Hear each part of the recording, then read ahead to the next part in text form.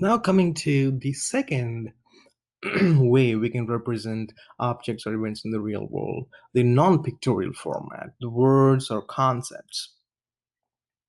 So, what is a concept? A concept is a mental category of class of objects that we have formed.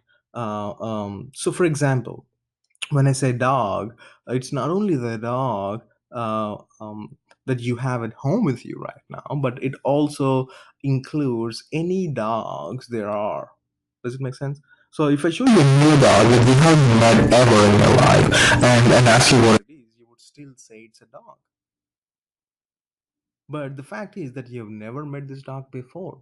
The idea here is that we have concepts for these different objects. We have concepts for apples. We have concepts for dogs. We have concepts for even non-concrete objects, ideas like love, freedom, struggle.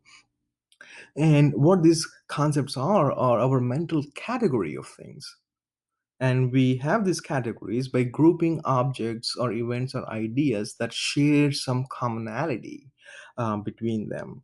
Um, and why do we do that? Why do we have concept for Apple or all the objects that we experience in the real world? Well, it helps us to classify object in the real world. In other words, when you see a new apple, the one that definitely haven't seen ever in your life, but still you end up saying it's an apple, because it saves you time. Otherwise, each object that you experience could be unique one in one or the other way, and you end up spending your entire life deciding what it is because you don't have a symbol for that. So, a concept is that symbol representation that represents um, um, all such objects that fall into one specific category. So, it's a mental category of things. It helps us classify object, which is basically perception, and and it will allow us to quickly identify or quickly perceive what that object is, which eventually will help us, whether it's a threatening or non-threatening, and that is very important to the survival. So, what concepts do is help us. When you see a new dog, you would say it's an instance of a bigger category of dogs. So you can move on with perceiving new objects.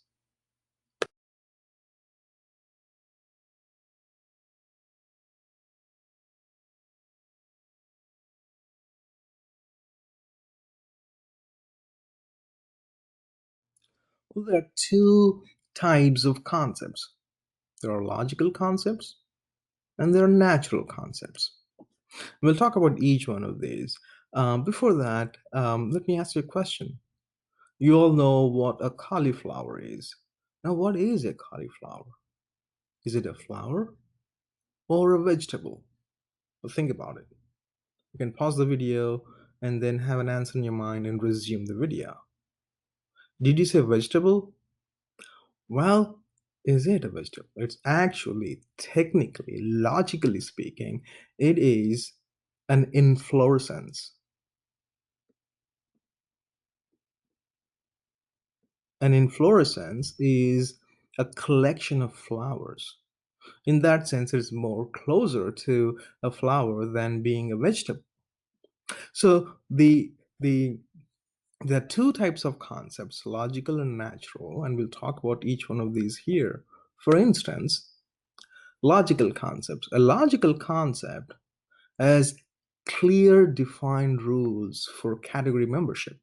In other words, this is either a triangle or not a triangle.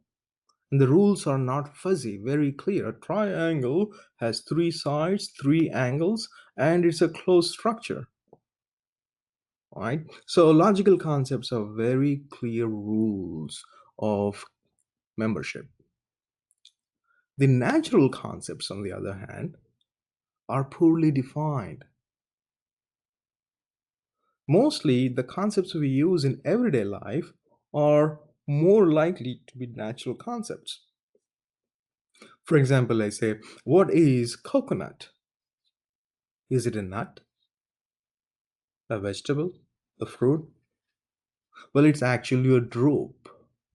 A drupe is a fibrous fruit with a hard covering. Well, anyways, it doesn't really matter. The idea is that the way we use an app, the way you use the representation of an object may have real rules, then it's a logical concept, or it may have fuzzy rules, then it is a natural concept.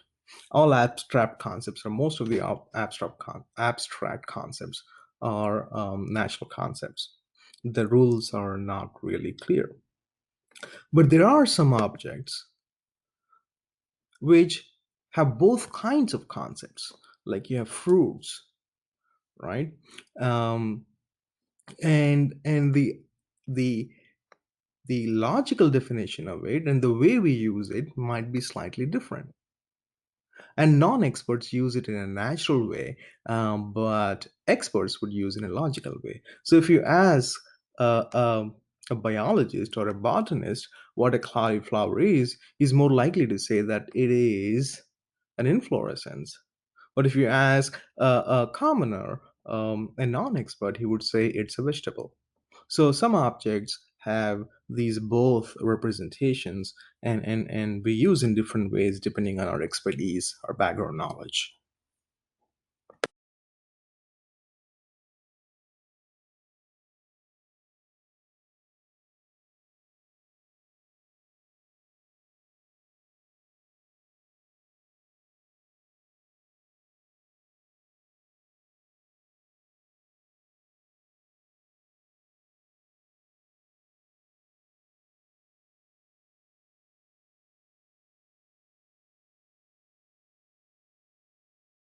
Now, interesting question is that how do we form these concepts? Now, keep in mind that when you say form concepts, there are two things here. First of all, how do we develop these concepts? Then how do we make judgments about the category membership later on? Well, as kids, we learn to form concepts through our experiences, and we'll talk about them in the next slide. But the decisions we make about whether a new object is a part of that category or not is based on the judgments of probability. How likely is that this object is a member of this particular category than the other? So it's the likelihood that an object is a member of a category. Once you have the category, though, and these likelihood decisions may be based on different factors. It could be related to um, by comparing the new object to the best example of the object you have in your mind, or it can compare it to the probabilistic nature of all the features that it may have specific to a concept, or it can be based on one unique example. So there are different theories on how we make category judgments. But an important question, though, is this is after forming concepts, right? The question is, how do we form the concepts in the first place? Well, we form concepts as children. We learn concepts, we refine concepts, and then we fine tune concepts. And this comes with the experience and with the feedback we get from our parents and elders and the environment around us. So I have a 6 year old, and when she was little, everything that had hair was a dog.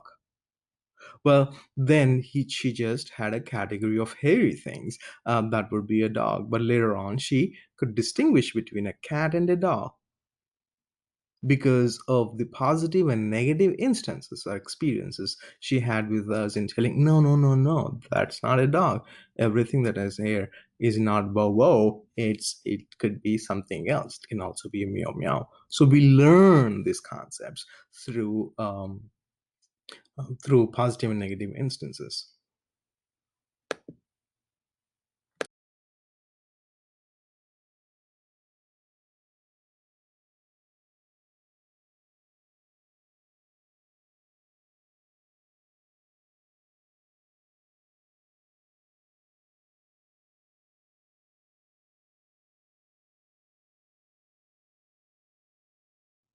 Coming to the way concepts are organized.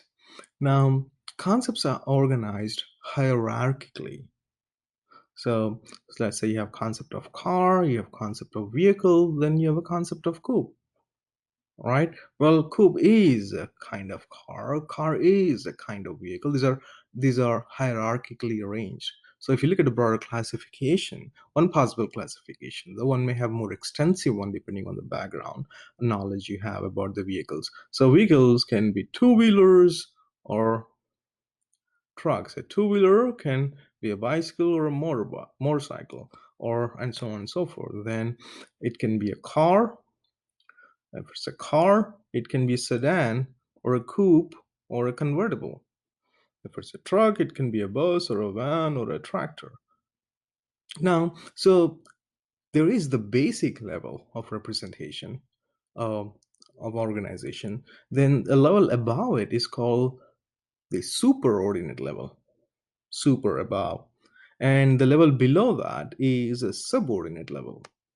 Now, for any given level, there can be a superordinate and subordinate. For instance, for this level, this is a superordinate level. For this level, this is a superordinate level. But there is one level that is more commonly used. That is the basic level. For that level, the one that is superordinate and the one that is subordinate are slightly above and below the hierarchical level. Now, why basic level is important? Well, basic level of concepts is the concepts that's most commonly used. So, for example, if I say, "Hey, can I get a ride?" and say, "Hey, come on, I'll give you a ride in my vehicle." You don't say that, right? You just say car, um, or you don't say, "Let me give you a ride in my coupe." You don't say that. You just say it's a car or a truck. So this is the most commonly used one. Just imagine if I asked you to give me a ride and you said, "Come on, let me give you a ride in your vehicle," and you take me to a chopper, right? It's weird, right? But the point I'm trying to make is that we use concept at a very basic level because the very basic level has information about these concepts sufficient for communication.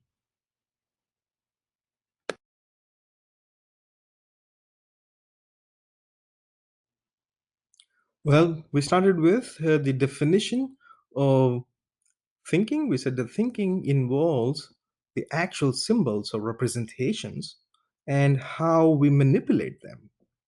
Now, we talked about the different ways we represent symbols or the objects in the real world as symbols.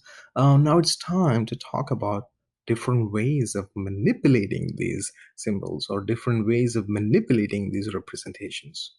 Well, stay tuned. We'll talk about manipulation of symbols in the next video.